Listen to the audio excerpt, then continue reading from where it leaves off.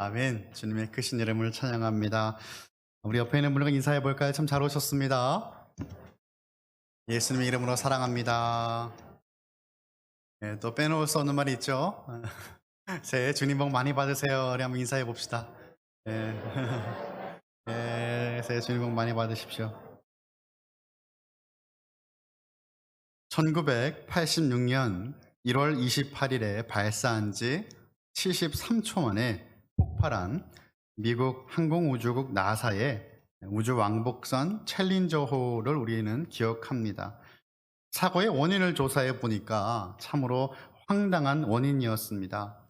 단위를 잘못 계산하여서 생겨난 참극이었어요.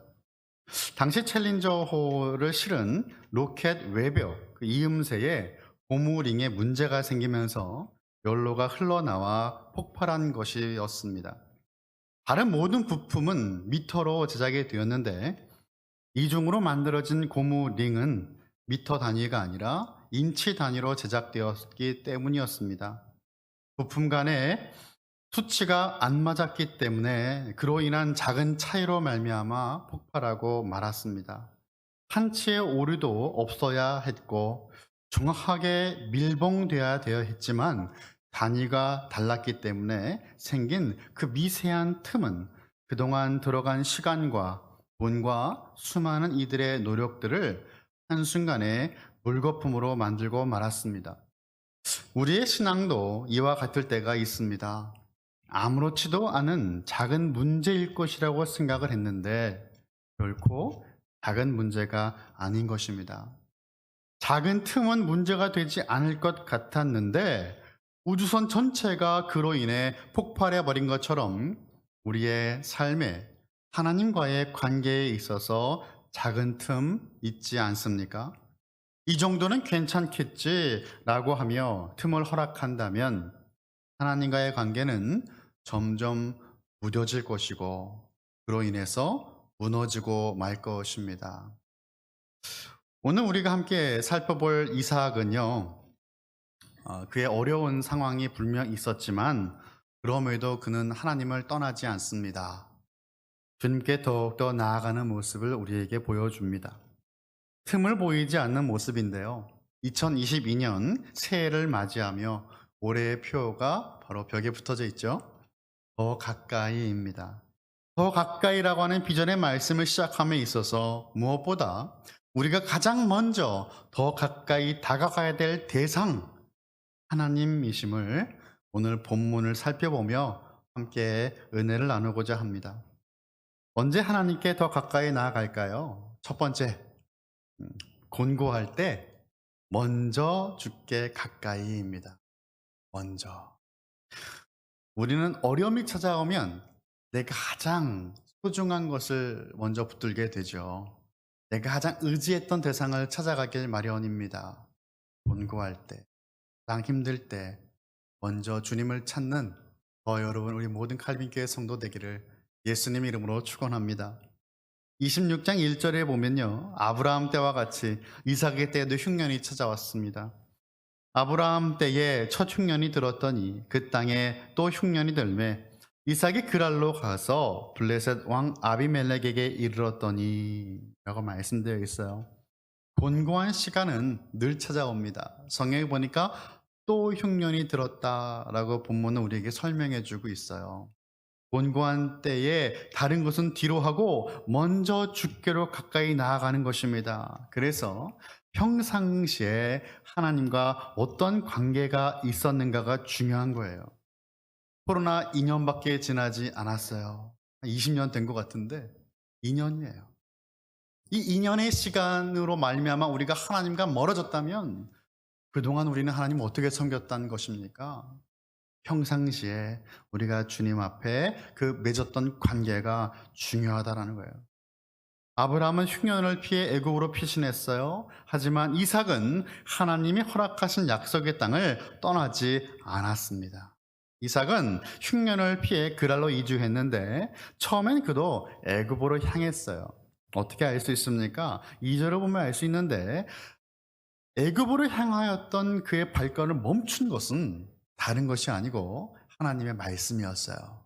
2절입니다. 여호와께서 이삭에게 나타나 이르시되 애굽으로 내려가지 말고 내가 내게 지시하는 땅에 거주하라 라고 말씀하십니다. 하나님께서 어떤 방식으로 나타나 이삭에게 말씀하셨는지 구체적으로는 알 수 없지만 하나님은 이삭에게 분명히 말씀하셨습니다. 하나님의 섭리 가운데 이삭의 삶은 인도받고 있는 것입니다. 어려운 그때에도 하나님은 인도하신다는 거예요. 하나님은 그에게 내가 내게 지시한 땅에 거주하라 라고 말씀을 하셨어요. 이삭의 아버지 아브라함에게도 하나님은 내가 내게 지시할 땅으로 가라라고 말씀하셨죠. 하나님께서는 만일 이삭이 말씀대로 순종하여 그랄 땅에 거하면 아브라함에게 약속하신 모든 복을 이삭과 그의 후손을 통해 성취하시겠다라고 반복적으로 약속해 주십니다. 3절과 4절의 말씀인데 우리 한번 같이 읽어보면 좋겠습니다. 3절과 4절입니다. 시작. 이 땅에 거류하면 내가 너와 함께 있어 내게 복을 주고 내가 이 모든 땅을 너와 내 자손에게 주리라. 내가 내 아버지 아브라함에게 맹세한 것을 이루어 내 자손을 하늘의 별과 같이 번성하게 하며 이 모든 땅을 내 자손에게 주리니 내 자손으로 말미암아 천하 만민이 복을 받으리라. 아멘. 이 말씀을 정리해 보면 네 가지의 약속이 있어요. 첫 번째는 하나님과 함께하며 복을 주심. 두 번째는 땅을 얻게 됨. 세 번째는 자손의 번성. 마지막 네 번째는 이삭의 후손을 통한 모든 민족이 복을 받게 된다라고 하는 약속입니다. 이 복들은 모두 아버지 아브라함에게 주신 하나님의 약속이 단순히 반복되는 것처럼 보여지지만 다른 말씀이에요. 왜일까요? 이 말씀은 이삭에게 주신 말씀이기 때문이죠. 이삭에게는 하나님께서 처음으로 직접 말씀하신 약속이었습니다. 누군가의 간증이 나의 간증이 될 수 없는 것입니다. 내가 만나고 내가 받은 말씀이 있어야 되는 거예요. 이삭은 아버지의 그 신앙으로 좋은 믿음의 유산을 물려받게 되었지만 결국엔 하나님은 이삭에게 말씀에 대한 순종과 믿음의 결단을 내릴 것을 요구하고 계시는 겁니다. 하나님은 우리를 찾아오시는 하나님이세요. 하나님은 우리에게 오늘도 말씀하십니다. 그리고 하나님은 우리에게 믿음의 결단을 요구하세요. 성경을 보면요, 사람은 계속 바뀌고 새로운 세대가 계속 세워집니다. 아브라함이 영원하지 않지요. 그의 아들 이삭이 등장합니다. 그리고 이삭은 또 그 아들을 남기죠. 야곱과 에서가 있었지만 하나님 야곱을 통해 하나님 약속을 흘려보내시잖아요. 야곱의 12아들이 등장합니다. 이처럼 사람은 계속 바뀌지만 영원한 게 있는데 바로 하나님의 언약입니다. 그 언약은 변하지 않고 동일해요. 그리고 그 언약을 하나님은 저와 여러분에게 말씀하십니다.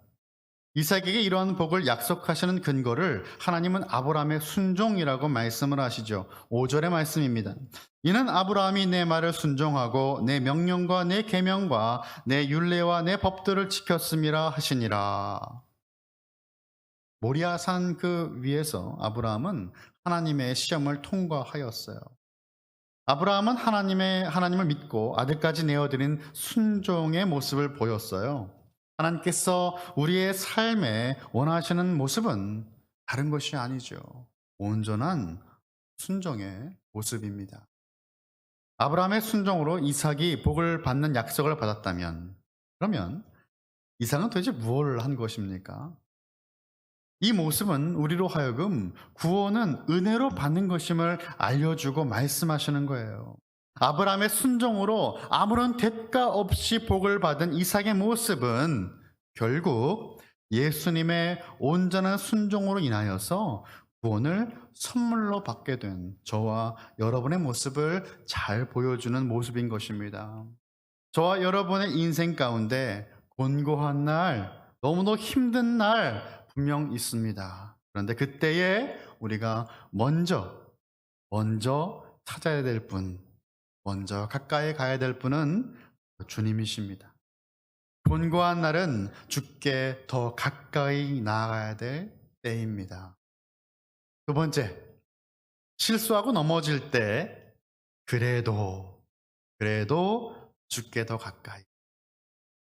우리가 주님께 신실하게 나아가고 싶었지만 실수로 넘어질 때가 얼마나 많이 있었습니까? 마음은 정말 원이로 돼 우리 육신의 연약함 때문에 넘어질 때가 참으로 많이 있어요. 하나님의 말씀, 그 약속의 말씀 붙들고 그 아래에 거주하지만 이삭은 아브라함의 그 아내였던 사라를 자신이 누이라고 속인 것처럼 그러니까 아버지의 그 동일한 실수를 이삭도 범하게 됩니다. 7절이에요. 그것 사람들이 그의 아내에 대하여 물으매 그가 말하기를 그는 내 누이라 하였으니 리브가는 보기에 아름다움으로 그것 백성이 리브가로 말미암아 자기를 죽일까 하여 그는 내 아내라 하기를 두려워함이었더라.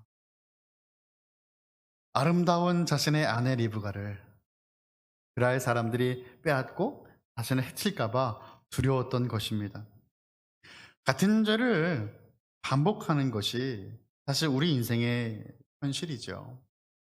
더욱더 안타까운 것은요, 동일한 죄가 우리의 삶에서 습관처럼 반복되는데도 죄에 묻어져서 그것을 죄로 여기지 않는 것, 그리고 죄가 편해지는 것, 이것이 정말 무서운 것입니다.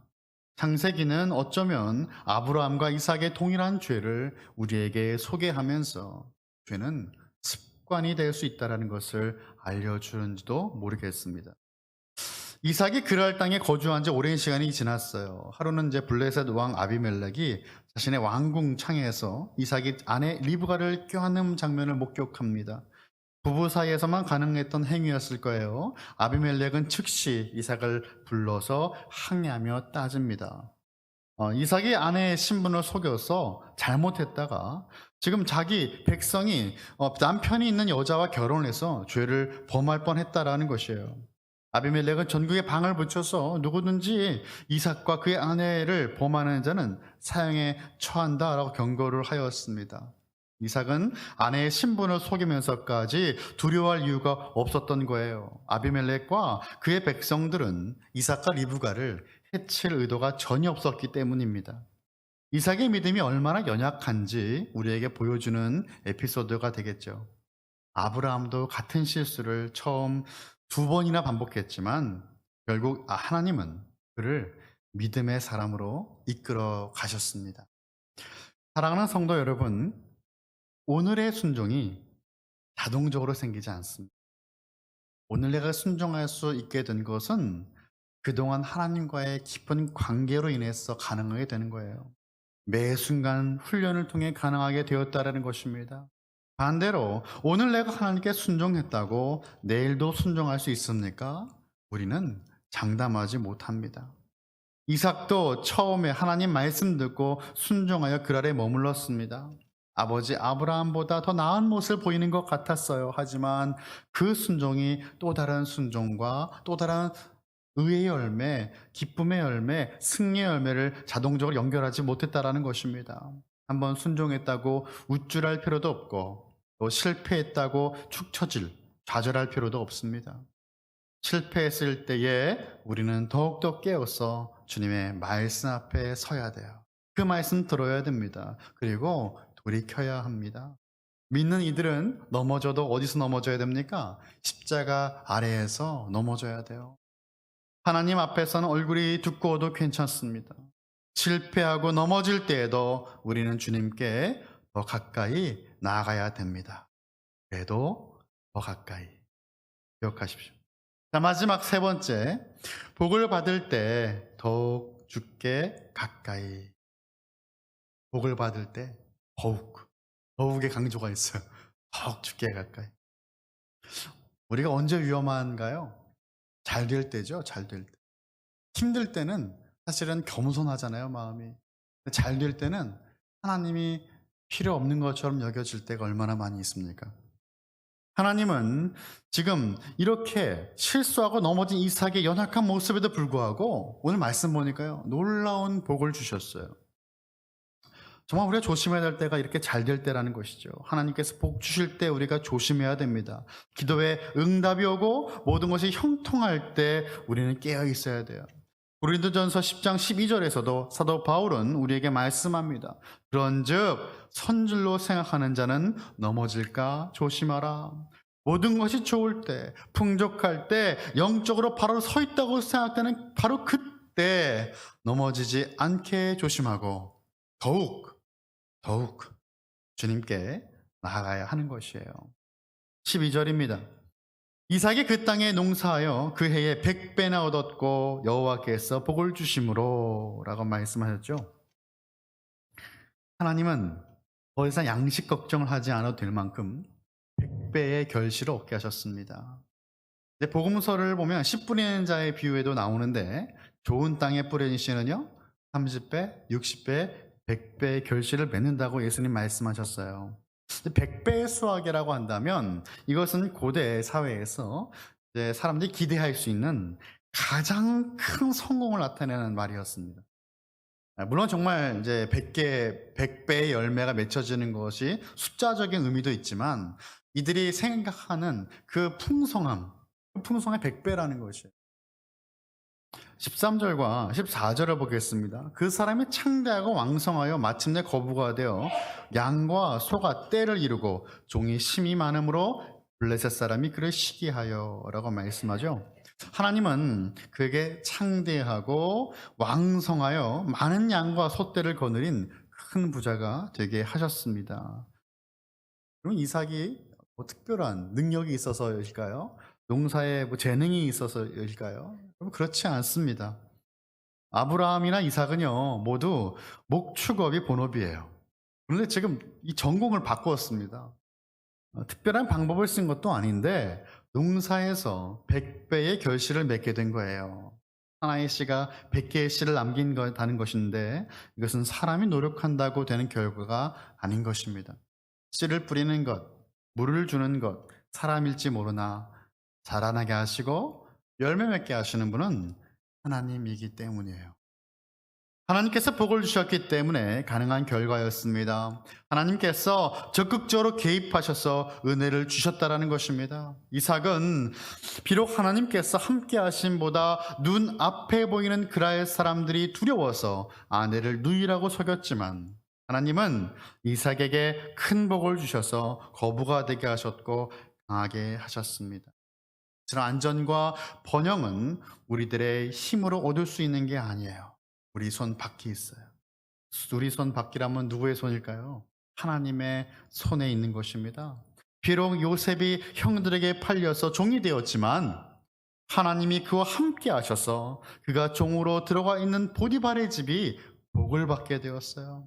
누명을 쓰고 감옥에 갑니다. 억울합니다. 하지만 성경은 뭐라고 증거합니까? 하나님께서 요셉과 함께 하셨기에 그를 형통케 하셨다라고 말씀하는 거예요.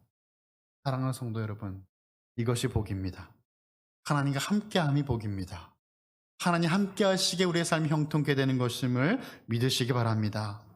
하나님께서 약속하신 복이 현실로 나타나게 되는데요. 그래서 요셉이나 이삭이 받은 축복은 하나님께서 그와 함께 하신다는 증거가 되었고 주변 사람들이 그것을 다 보게 되었어요. 이 사람은 하나님의 사람이구나.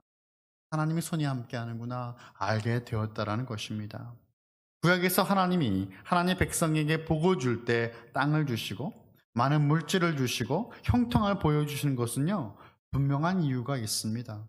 아브라함과 그의 자손들을 통해 영적인 축복이 열방으로 모든 지역으로 퍼져나가게 하는 데 있었어요.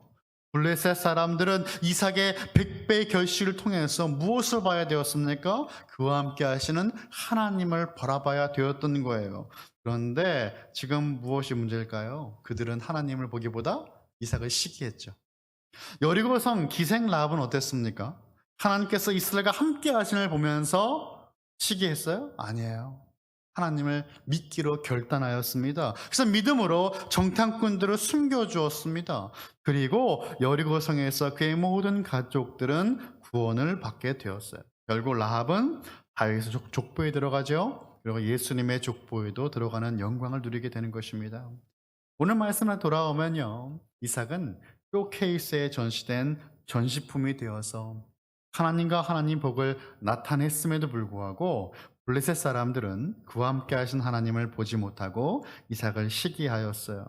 아마도 이삭이 자신들보다 더 부유해지고 강해지는 것을 보면서 위협감을 느꼈을 것입니다. 그래서 이삭이 사용하던 우물을 지금 모두 메워버렸어요. 강이 없는 지역에서 우물은 아주 중요합니다. 식수부터 모든 용도의 물을 다 우물에서 해결해야 했기 때문에 우물을 막아버렸다는 것은 어떤 의미일까요? 이 지역에서 떠나라는 거예요. 여기서 살지 말라는 것입니다. 결국 블레셋 왕 아비멜렉은 이삭을 블레셋 땅에서 추방하죠. 우리가 하나님의 백성으로 예수님의 제자로 이 세상에서 살아가지만 세상 사람들은 우리를 미워하고 시기할 때가 있어요. 여기서 우리의 태도가 중요합니다. 이삭은 한결같이 정직하고 겸손하게 살아갔어요. 그를 지켜보는 많은 이들에게 주님이 향기를 풍기고 나타내며 살아간 것입니다. 아무리 세상 사람들이 예수님을 믿는 성도들의 길을 막더라도 하나님께서 복을 주시겠다고 작정하셨다면 그 길은 분명히 열려지게 될 것입니다. 이사야서 43장 19절의 말씀입니다. 이사야 43장 19절입니다. 보라, 내가 새해를 행하리니 이제 나타날 것이라. 너희가 그것을 알지 못하겠느냐? 반드시 내가 광야의 길을 사막의 강을 내리니. 아멘. 광야의 길을, 사막의 강을 내실 수 있는 분 하나님이시죠. 하나님의 은혜로 거부가 되어 수많은 종과 가축을 거느렸지만 이삭에게서 교만한 모습은 발견할 수 없습니다. 자기의 권리를 주장할 수 있는 당당한 상황에서도 이삭은 양보하는 거예요. 자기의 우물을 막으면 어떻게 해요? 또 팝니다. 막으면 또 파요. 상대방과의 마찰을 피하는 그 이삭의 태도는 미련한 것처럼 보여지고 능력 없는 것처럼 보여지지만 사실 주님의 마음을 품은 그리스도인들이 따라야 할 좋은 본보기가 되는 것입니다. 하나님이 그와 함께 하셨기 때문에 이것은 가능한 행동이었어요. 이처럼 매 순간 우리를 향하신 하나님의 손길을 바라보고 인도하시는 하나님을 믿는다면 우리는 어제와는 다른 변화된 삶을 살 수가 있습니다.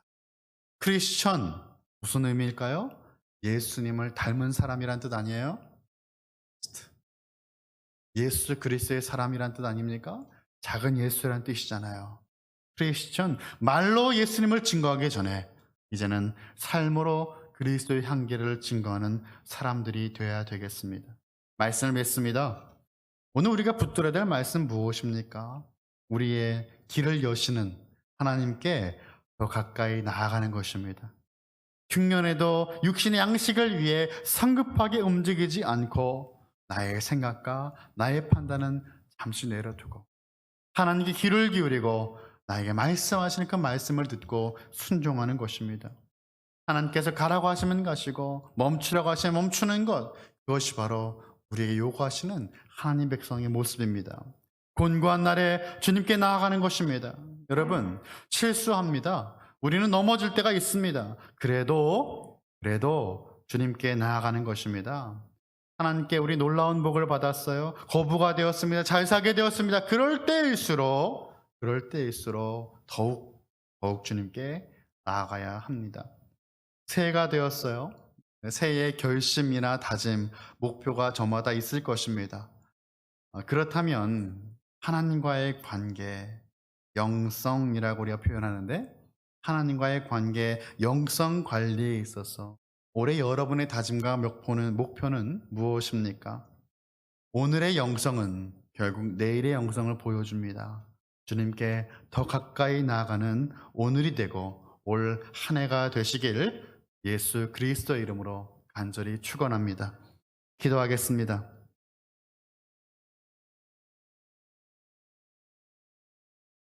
사랑하는 하나님 아버지, 오늘도 우리에게 말씀하시니 감사합니다. 작은 틈이 하나님과의 관계를 멀어지게 하지 않았습니까? 주님, 그리 되지 않게 하여 주옵소서. 인생의 곤고한 날이 찾아올 때 다른 것을 찾지 않고 오직 하나님께 나아가게 하시고, 죄로 넘어지고 반복되는 실수가 있을 때에 그래도 주님께 나아가게 하시며, 선질로 생각하는 자 넘어질까 조심하라 하셨으니 잘되고 형통한 그때에 더욱 주님께 나아가게 하여 주셔서 우리의 삶이 하나님 나타내는 아름다운 도구가 될 수 있도록 인도하여 주시고 우리를 사용하여 주시옵소서. 주님께 더 가까이 나아가길 간절히 바라옵고 우리를 구원하신 예수님의 이름으로 기도하옵나이다. 아멘.